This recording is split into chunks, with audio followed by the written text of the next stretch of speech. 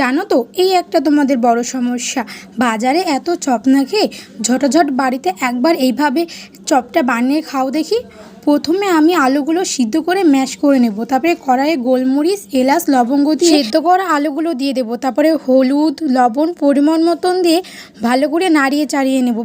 আদা রসুন টমেটো শুকনো লঙ্কা জিরে ভালো করে পেস্ট করে আলুর মশলাটাকে ভালো করে কষিয়ে নেব। তারপর red chilli sauce green chilli sauce দিয়ে আরও ভালো করে কষিয়ে নেব। তারপরে আমাদের তৈরি আলুর তরকারি। ঝটাঝট পাউরুটিটা ভালো করে কেটে নাও, কেটে নিয়ে সেই পাউরুটির গায়ে আলুর তরকারিটা ভালো করে মাখিয়ে আর একটা পাউরুটি দিয়ে সেটা চাপা দিয়ে দাও।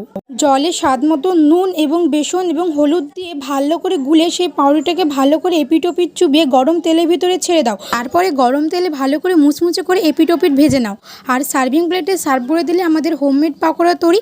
আর আমার এই চ্যানেলটাকে লাইক কমেন্ট শেয়ার সাবস্ক্রাইব করতে কিন্তু ভুলো না বন্ধুরা। Thank you for watching.